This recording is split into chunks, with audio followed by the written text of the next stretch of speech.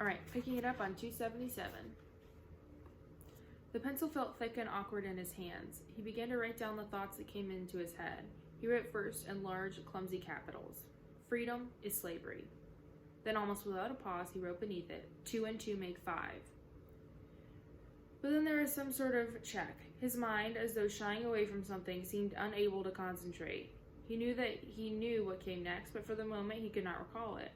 When he did recall it, it was only by consciously reasoning out what it must be. It did not come of its own accord. He wrote, "God is power." Do you see that? His brain is doing doublethink now by itself. It's just like a muscle memory. Just like you're just doing it because he's been doing it over and over for these past couple of months. His brain is shying away from something, shying away from this truth that he knows, unable to concentrate. It is going back and it is deleting that file and then pushing out this new thing that says 2 and 2 make 5 and God is power. He accepted everything. The past was alterable. The past never had been altered. Oceania was at war with East Asia. Oceania had always been at war with East Asia.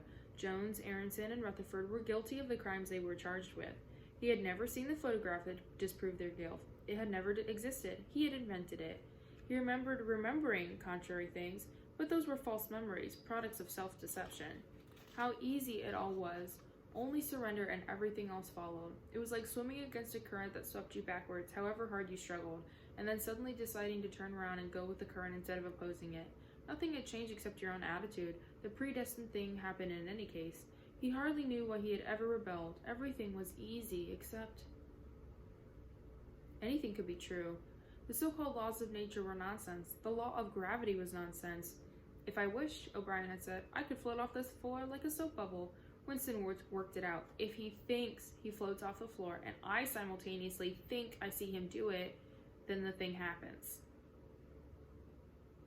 If he thinks he floats off the floor, and I simultaneously think I see him do it, then the thing happens. Remember, because the argument of the party is external reality isn't real. Whatever is happening out here isn't real. It's only in your brain. Which, I mean, that kind of makes sense. You know, how do I know that any of this is real? How do I know that the book is real? I know the book is real because my brain is processing it. So the party says, well, as long as we control your brain, we control external reality. So if O'Brien says, "I'm floating off the floor right now," and Winston goes, "You're floating off the floor right now," then they will both perceive O'Brien to be floating off the floor like a soap bubble. Suddenly, like a lump of submerged wreckage breaking the surface of the water, the third thought burst into his mind. It doesn't really happen. We imagine it. It's a hallucination. He pushed the thought under instantly. The fallacy was obvious. It was presupposed that somewhere or other outside oneself there was a real world where real things happen.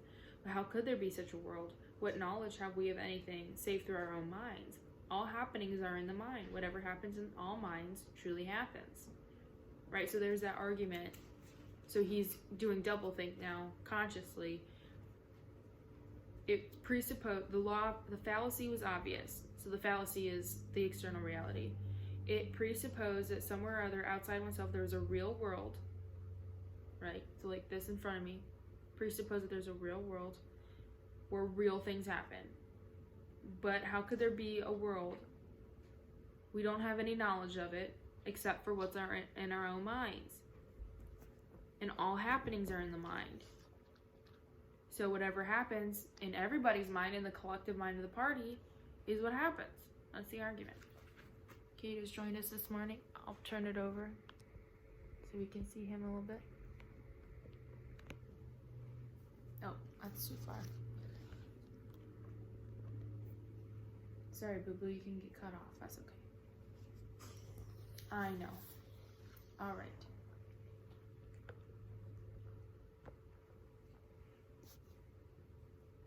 He had no difficulty in disposing of the fallacy, and he was in no danger of succumbing to it.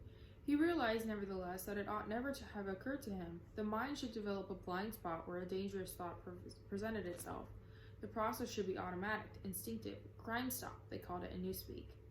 He set to work to exercise himself in Crime Stop. He presented himself with propositions. The party says the earth is flat. The party says the ice is heavier than water, and trained himself in not seeing or not understanding the argument that contradicted them. It was not easy. It needed great powers of reasoning and improvisation. The arithmetical problem raised, for instance, by such a statement as 2 and 2 make 5 were beyond his intellectual grasp.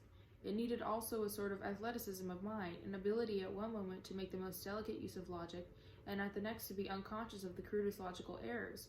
Stupidity was as necessary as intelligence, and as difficult to attain, so he's trying to train himself now in Crime Stop. So doublethink isn't enough. Crime Stop has to happen. All the while, with one part of his mind, he wondered how soon they would shoot him.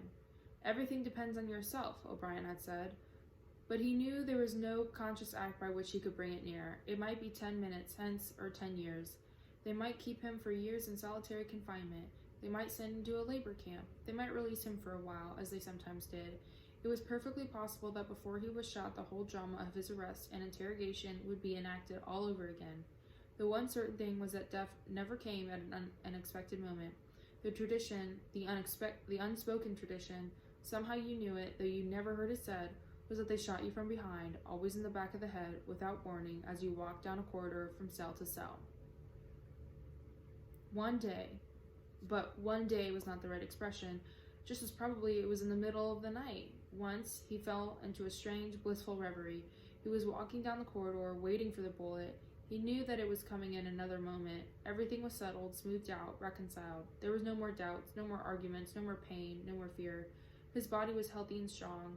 He walked easily with a joy of movement and with a feeling of walking in sunlight. He was not any longer in the narrow white corridors of the Ministry of Love. He was in the enormous sunlit passage, a kilometer wide, down which he had seemed to walk in the delirium induced by drugs. He was in the Golden Country, followed the foot tracks across the old rabbit-cropped pasture.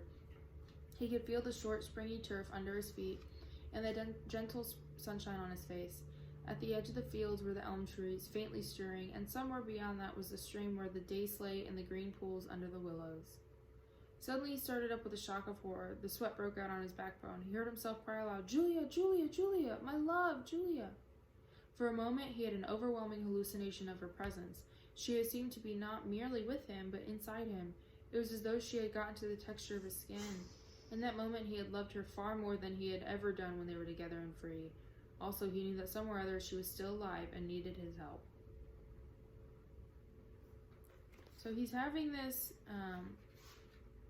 hallucination of walking into the Golden Country, and all of a sudden he feels very strongly that Julia is there with him, that she's like inside him with him. And he freaks out and he starts screaming her name out loud in the cell, which is not good. And he's like, I just know she's alive. I know she's alive and she needs me. He's like, I love her way more now than I ever did. And that is pretty dangerous for Winston to think, because he's not supposed to be concerned about her anymore, right? He said a couple of pages ago that he doesn't even care for conversation. He doesn't need anything else except to be alone and to not be beaten. But now that old part of his brain is coming back, he has feelings for Julia, and for some reason his brain wants him to be fighting for her, but that is pretty dangerous for him in this situation right now. So I'm going to pick it up in the next video.